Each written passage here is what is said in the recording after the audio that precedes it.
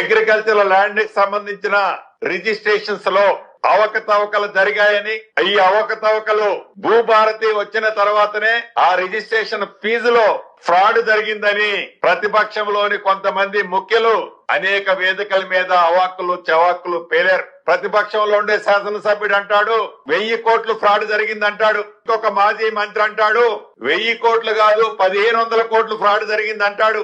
ఇంకొక మాజీ మంత్రి భూములే భూభారత్లో మొత్తం కూడా గోల్మాల్ అయ్యాయని చెప్తాడు.